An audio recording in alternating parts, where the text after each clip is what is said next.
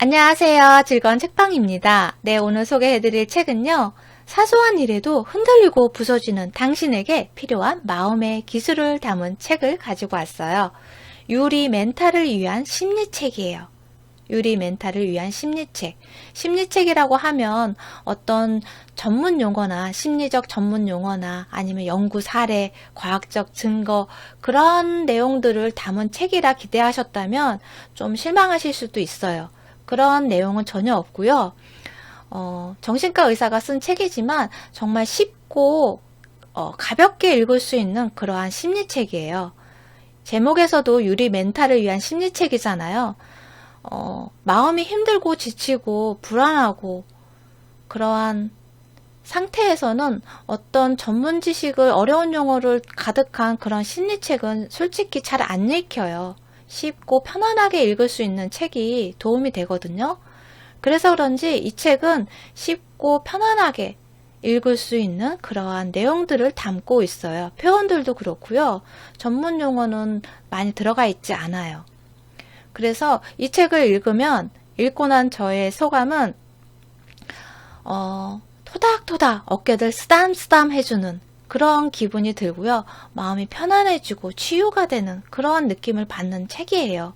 그리고 어떤 불안감 때문에 마음이 으실으실 한기가 느껴지고 공허하고 허전하고 그런 마음 상태에서 아주 포근하고 따뜻한 담요를 어깨에 덮어주는 그런 느낌을 받을 수 있는 그러한 책이에요.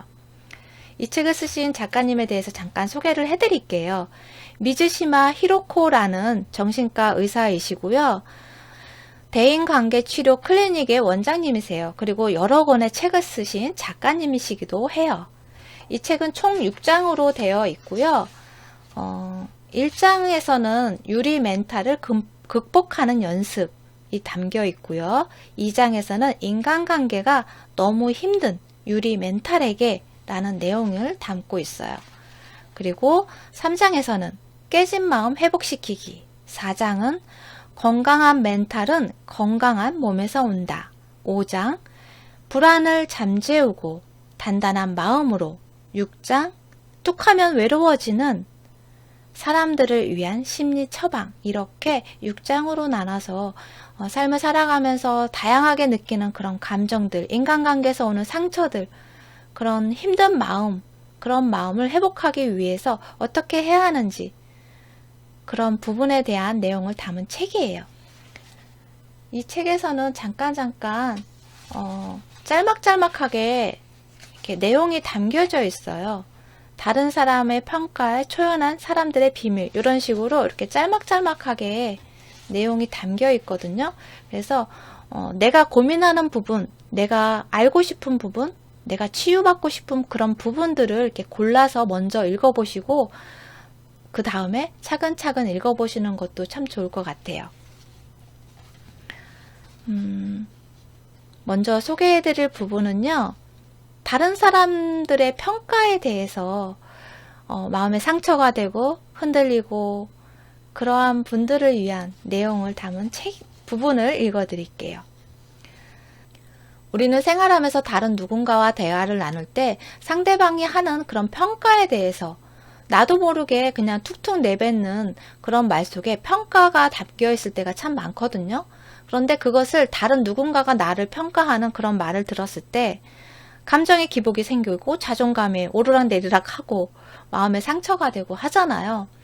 좋은 평가가 아니고 나쁜 평가를 들었을 때, 그리고 또 어떤 조언을 한다고 그런 평가적인 말을 했을 때 위축되고 감정의 기복이 오르락내리락 해요. 또 상처가 될 수도 있고, 그러한 평가를 들었을 때 어떻게 받아들여야 하냐면요.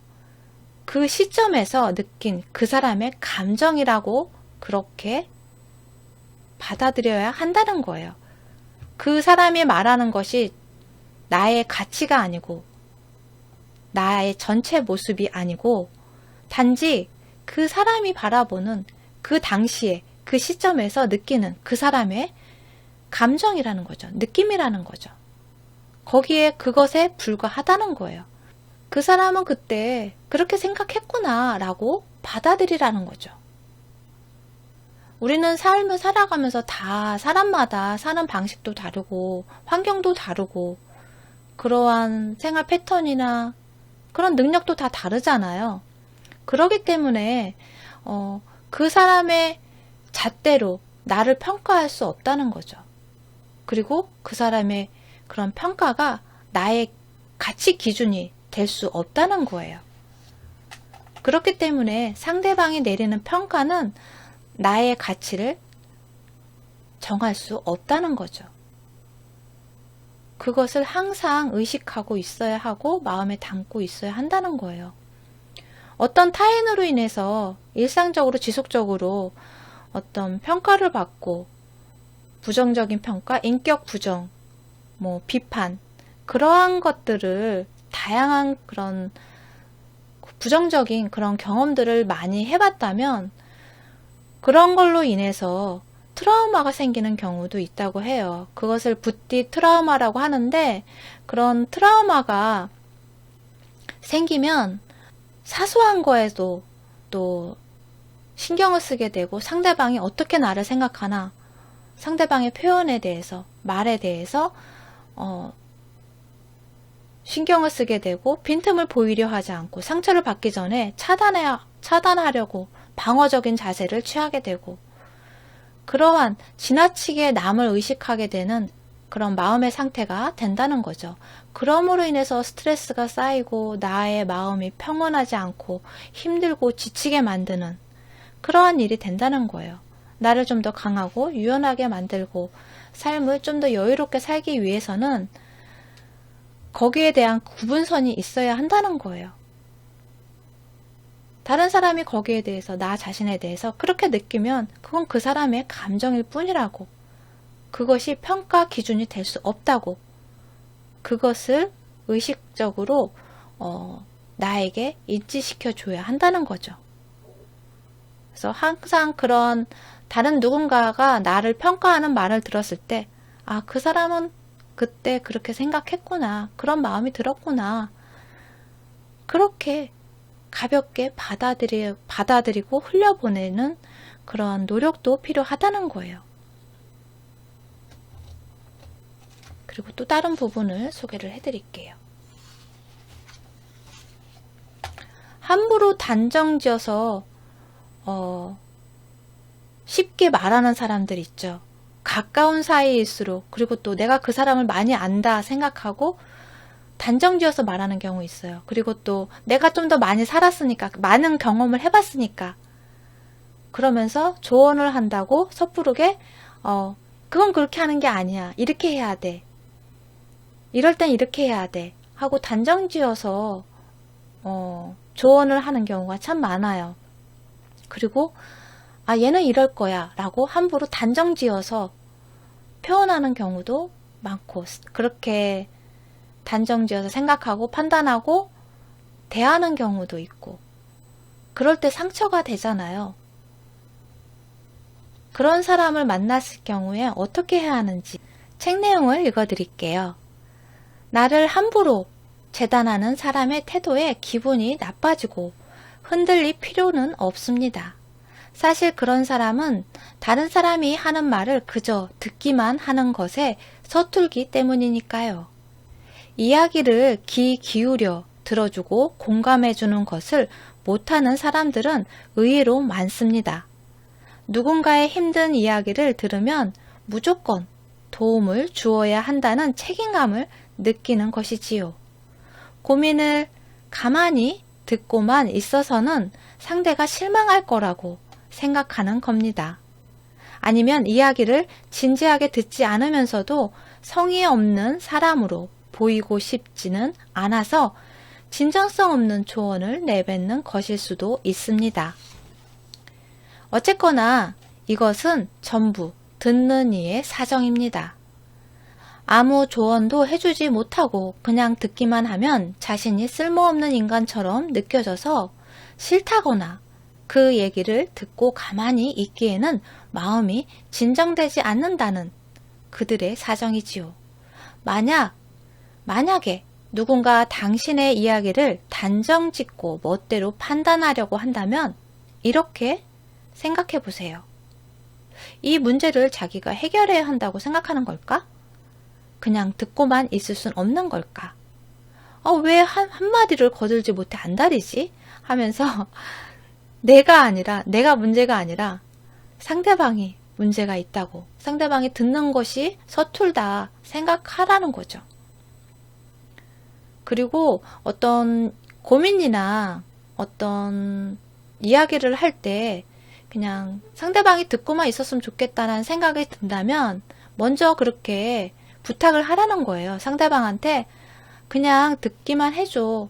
아니면 도와달라는 거 아니니까 그냥 들어만 줘. 내 이야기를 들어만 줘. 라고 먼저 부탁을 하고 그 다음에 이야기를 하라고 그렇게 말씀을 하세요. 듣는 태도가 안 좋은 사람들한테 신경 쓰지 말라고 그렇게 말씀을 하세요. 어떤 조언을 해준다고 무례하게 비판적으로 부정적인 그런 평가를 하면서 질책을 하면서 그렇게 이야기를 한다면 그런 사람들이 하는 말에 대해서 그렇게 신경 쓰지 말라는 거예요. 그 말을 들었을 때 나의 입장을 배려하고 생각하고 그런다면 쉽게 그렇게 단정지어서 함부로 무례하게 기분 상하는 말을 할 수는 없겠죠. 그렇기 때문에 그 사람들의 말에 신경 쓸 필요가 없다는 거예요. 그리고 또 다른 부분을 읽어드릴게요. 부서진 멘탈을 금방 회복하는 그런 방법. 우리가 뭘 하다가 발꼬락을 문에 찧었어요. 그러면 눈물이 찔끔 나면서 아프잖아요. 그 당시에는. 그런데 그것이 그리고 나서 끝나는 것이 아니라 그것이 나아지려면 시간이 걸리잖아요. 하지만 괜찮아질 거라는 것을 알아요. 그 사실을. 시간이 지나면 괜찮아질 거라고, 다 나아질 거라고는 사실을 알기 때문에 그것 때문에 괴롭거나 많이 오랫동안 힘들지 않아요. 조금 아프긴 해도 좀 지나면 괜찮아지겠지 라는 그런 확신이 있기 때문에. 그런데 마음이 다쳤을 때, 마음이 힘들 때, 그럴 때도 똑같이 받아들이라는 거예요. 발꼬락을 찧은 것처럼. 그런 사소한 일로 내 감정이 상했을 때, 그럴 때도 내가 그 말에 충격을 받았구나. 내가 상처를 받았구나. 그것을 인정하고 받아들이라는 거죠. 어떤 누군가가 너 이 정도 가지고 되겠어? 이렇게 해서 되겠어? 라고 그러한 상처되는 말을 들었을 때 이대로 괜찮을까? 내가 이러고 있을 때가 아닌데 그러면서 이제 나를 자책하면서 불안해하면서 그러한 나의 마음을 고통으로 내몰지 않고 자책하는 그런 힘들게 하는 그런 생각들로 가득 채우는 것이 아니라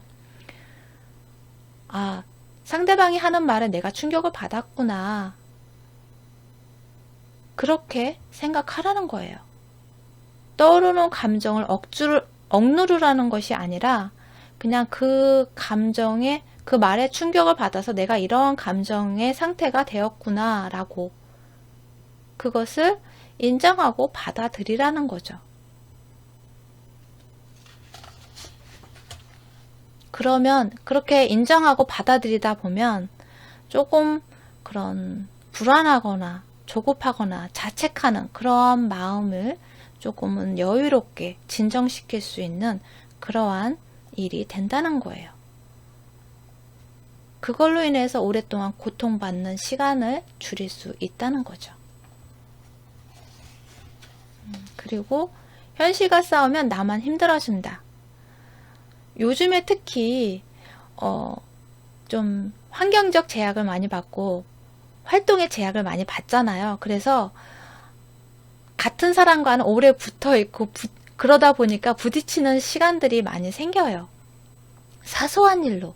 그리고 나의 생활에 제약을 받고 환경적 제약을 받다 보니까 조금 뭐라 그럴까요? 사소한 일에 짜증이 일어나는 그런 마음이 편안하고 자유롭지가 못하니까 좀 짜증이 많이 나게 표현을 하게 되고 투명스럽게 이야기를 하게 되는 경우가 참 많이 생기잖아요. 그럴 때 내가 하고자 하는 일이 내 뜻대로 안 돼서 짜증이 나고 내가 원하는 대로 안 돼서 짜증이 일어날 때, 그럴 때 어떻게 해야 하는지, 내 마음대로 안 되는 현실과 싸우지 말라는 거예요. 거기에 에너지를 쏟지 말라는 거죠. 모든 감정에는 의미가 있다고 해요. 모든 감정에는. 그래서 짜증의 감정이라는 것은 지금 어려운 상황에 처해 있다. 내가 지금 어려운 상황에 처해 있다. 내 마음이 지금 많이 힘들다. 그러한 신호라는 거예요. 내가 짜증을 많이 낸다는 것은 내 마음이 지금 힘들구나. 내가 지금 상황이 어렵구나. 그러한 신호를 알려주는 그러한 감정이라는 거죠. 우리가 짜증을 내서 어떤 현실적인 문제가 해결이 되느냐? 그렇지 않잖아요. 개선이 되느냐? 그렇지 않잖아요. 짜증을 내므로 인해서 이 상황이 나아지거나 바뀌거나 좋아지지 않아요. 오히려 더 안 좋아지는 경우가 참 많은 것 같아요. 그렇기 때문에 내가 짜증이 자주 일어난다. 그럴 때는 내 마음을 들여다보는 시간이 필요하다는 거죠. 그리고 내 마음을 쓰담쓰담 해주는, 부드럽게 감싸주는 그러한 노력이 필요하다는 거예요. 나 자신을 다정하게 대해주는 그러한 시간을 만들라는 거죠. 현실이 내가 짜증을 낸다고 해서 바뀌지는 않잖아요. 내 마음을 들여다보고 힘들어하고 있는, 지쳐있는 내 마음을 다독다독이는 그러한 노력이 나의 짜증을 사라지게 만들고 나의 마음을 편안하게 만드는 그러한 일이 된다는 거예요. 그래서 짜증이 자주 일어날 때는 내 마음을 들여다보는 그러한 시간에 에너지를 쏟고 그러한 일에 더 많은 투자를 하라는 거죠. 그리고 우리가 일상을 보내면서 직장에서 꼼짝없이 당하고 있다는 느낌이 들 때 어떻게 해야 하는지 그 부분에 대한 내용을 소개해 드릴게요. 우리가 뭐 집안에서 살림을 할 때도 있고 집안일을 할 때도 그렇고 맨날 왜 나만 해야 돼? 그런 생각이 들 때 있죠. 그리고 직장에서도 내가 맡은 업무를 하고 있는데 위에서 상사가 아니면 동료가 이것도 좀 해줘 라고 지시를 하거나 부탁을 할 때, 그럴 때 왜 맨날 나한테 부탁하는 거야? 그런 생각이 들 때 있잖아요. 그렇다고 안 해줄 수도 없고 매일 보는 같이 일하는 동료한테, 그리고 또 상사가 시키면 또 해야 되니까 그런 생각이 들 때, 마음이 들 때 주체적인 판단으로 선택해서 하라고 그렇게 말씀을 하세요. 주체적인 판단을 한다는 것이 내가 하기 싫다고 해서 아니요 못합니다 라고 단호하게 표현하는 것이 아니라 그 일을 어떤 상황에서 거절을 할 수도 있지만 해야 될 수밖에 없는 그런 상황이라면 주체적인 판단으로 선택을 하라는 거죠. 다른 사람이 시켜서 내가 그 일을 하는 것이 아니라 내가 이 일을 하기로 마음 먹어서 하는 거란, 그런 내가 선택해서 하는 거라는 그런 선택을 하라는 거죠. 주체적인 판단을 하라는 거예요. 조직에서 모나지 않게 굴지 않는다는 선택, 논란을 일으키지 않는다는 선택, 이런 것도 충분히 가능하다는 거예요. 그러니까 모나지 않게 좀 둥글둥글 서로 좋은 게 좋은 거지, 그러한 선택을 하는 것도 내가 한 선택이다. 내가 그런 마음으로 선택을 하고 그것을 하는 일이다. 생각하라는 거죠. 다른 누군가가 어쩔 수 없이 하는 거라, 그래, 좋은 게 좋은 거지. 그리고 모나지 않게 서로 도와가면서 해야지. 그러한 생각으로 내가 선택해서 하는 거랑은 차이가 있다는 거예요. 거기서 오는 스트레스가 다르다는 거죠. 어떤 일을 맡아서 하기로 정했으면 가장 스트레스를 받지 않는 방법을 선택해야 한다는 거예요. 여기서의 키워드는 지금이라는 거죠. 그러니까 지금 내가 하고 있는 일에 집중을 하라는 거예요. 내가 왜 이 일을 해야 하는 거야? 라는 그런 시선으로 거기에 집중하는 것이 아니라 내가 맡고 있는 지금 이 일에 대한 그 부분에 대해서 집중을 하라는 거죠. 그래서 인생을 컨트롤하는데 컨트롤하는 감각을 키우는 방법 중에 하나가요. 아주 사소하게 할 수 있는 것이 5분이라도 시간을 내서 뭐 차분하게 맛있는 내가 좋아하는 차를 마시는 시간을 그러면 거기에만 집중을 하는 거죠. 산책을 하거나 아니면 뭐 식물을 키우면 그 식물을 바라보고 햇살을 받고 있는 그 식물을 잠깐 바라보면서 휴식의 시간을 갖거나 그런 식으로 마음의 여유를 갖고 그럴 시간을 갖는 것이 잠깐이지만 그러한 시간들이 나에게 마음을 컨트롤할 수 있고 인생을 컨트롤할 수 있는 그러한 감각을 키우는 일이 된다는 거예요. 그래서 잠깐씩 이완할 수 있는 그러한 시간을 보내라는 거죠. 그리고 단단한 멘탈을 만드는 주문에 대한 내용을 소개를 해드릴게요. 어떤 누군가로부터 공격을 받았어요. 상처가 되는 그런 공격을. 뭐 화를 내는 사람도 있었을 테고 아니면 귀가 따갑게 조언만 하는 사람이 덮어놓고 단정지어서 이야기하는 사람이 있는가 하면 그런 식으로 나에게 상처를 주고 힘들게 하는 그런 사람들이 있잖아요. 그런 사람들을 바라볼 때 이렇게 생각하라는 거예요. 저 사람에게는 사정이 있어. 그렇게. 다른 사람을 바꿀 수는 없어. 그 사람이 원래 성향이 좀 그런 사람이다. 그런 사람이라면 내가 아무리 이야기해도 어쩔 수 없는 거예요. 그 사람은 나와 다르기 때문에 다른 사람은 바꿀 수 없어. 나 외에 다른 사람은 바꿀 수 없어. 불쾌한 말이나 행동을 하는 사람은 어려움에 처한 사람일 거야. 그 사람이 무언가 어렵고 무언가 힘든 그러한 불편한 상황이기 때문에 나한테 이렇게 하는 것이지. 그렇게 받아들이라는 거죠. 이렇게 마음의 여유를 갖는 노력을 하다 보면 자기 자신을 운명의 피해자에서 운명을 선택해서 사는 사람으로 탈바꿈할 수 있는 그런 효과가 있다는 거예요. 그래서 나의 운명을, 나의 인생을 내가 선택해서 살고자 한다면 이런 마음의 여유를 가질 수 있는 그러한 노력을 잠깐씩 시간 내서 할 수 있는 그런 여러 가지 방법을 생각해 보시는 것도 참 좋은 방법이라는 생각을 했어요. 그리고 삶을 살아가면서 꼭 필요한 것 같아요. 이런 잠깐의 힐링, 잠깐의 휴식이 사람한테는 꼭 필요한 그런 요소 중에 하나이지 않을까 싶어요. 그리고 또 다른 부분을 소개를 해드릴게요. 습관적으로 자신을 다그치는 사람들에게 들려주는 그러한 내용이에요. 어떤 무언가를 계획을 잡고 특히 어떤 목표를 설정하고 했을 때 조금 하다가 지쳐서 아니면 포기하고 그러면서 자기 자신을 탓하고 자책하고 하는 경우 참 많잖아요. 요즘에 코로나 때문에 그런 살이 쪄서 다이어트를 하시는 분도 많이 계실 텐데 다이어트 할 때 가장 성공할 수 있는 그런 방법 중에 뭐냐면요. 지금을 즐기는 것이라고 해요. 다이어트를 성공할 수 있는 그런 비결은 뭐냐면 지금을 즐기는 거라고 그렇게 말씀을 하세요.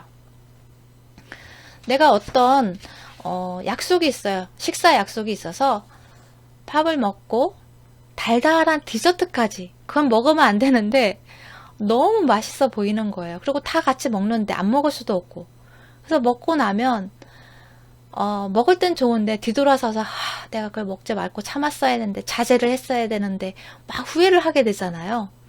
그러지 말라는 거예요.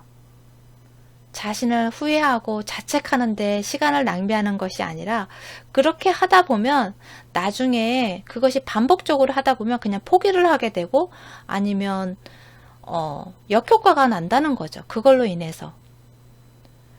먹을 때는 맛있게 먹고 즐기고 그 다음에 그렇게 먹었으니까 또 열심히 운동하면 된다는 거예요. 다시 열심히 다이어트를 시작하면 된다는 거죠. 지금에 집중하기 위해서 또 다른 비결은 뭐냐면 몸을 쓰는 거라고 그렇게 말씀을 하세요. 몸을 자꾸 움직이라는 거죠. 지금에 집중하기 위해서. 불안할 때, 그럴 때도 또 몸을 많이 움직이라고 하잖아. 일부러 밖으로 나가서 몸을 움직이라고, 무언가를 하라고. 그러면 몸을 움직이다 보면 마음도 변화하고 기분도 더 나아지고 그런다는 거예요. 그래서 몸을 움직이는 것을 하고 또 거기다가 같이 하면 좋은 게 뭐냐면 오감을 쓰는 것을 추천한다고 말씀을 하세요. 깨끗한 공기를 들어 마시고 맛있는 음식을 먹고 좋은 향기를 마시고 아름다운 풍경을 경치를 구경하고 그렇게 오감을 느끼는 그러한 일을 해보라고 말씀을 하세요. 그러한 노력들이 울적한 마음을 그리고 가라앉은 마음을 조금 더 활력 있게 만들어주는 그러한 일이 된다는 거죠. 그래서 마음이 가라앉거나 답답하거나 울적하고 우울한 기분이 들고 무기력한 기분이 든다면 자꾸 몸을 움직여 보세요. 아주 사소한 것부터 시작하면 되죠. 물 주고 그리고 청소하고 그리고 또 요리를 할 때도 이렇게 손이 많이 가는 요리 있죠. 그런 것을 해도 괜찮은 것 같아요. 하나씩 준비해 가고 맛있는 요리를 해서 먹고 그러한 시간을 보내고 그러한 것 그렇게 움직이는 것도 좋은 방법인 것 같아요. 그리고 또 다른 부분을 소개를 해드릴게요. 불안한 감정의 쓸모, 불안한 감정. 요즘에 특히 더 불안한 감정이 자주자주 불쑥불쑥 일어나잖아요.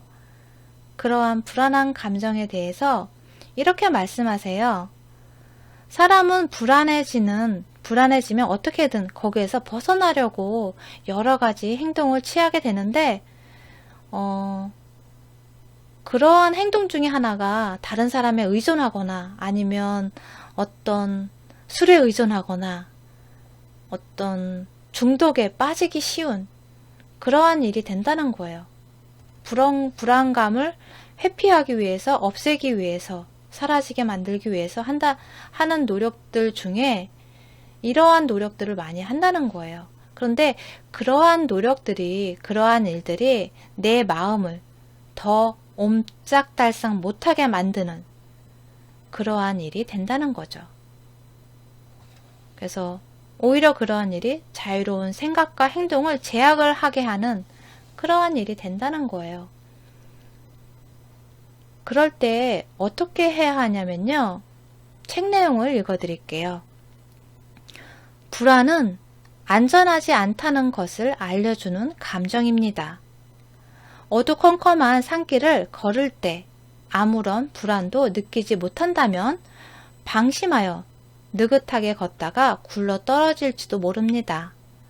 불안하니까 신중하게 한 발 한 발 내디딜 테고 혹은 불안하다는 이유로 더 이상 걷지 않기를 선택할 수도 있습니다.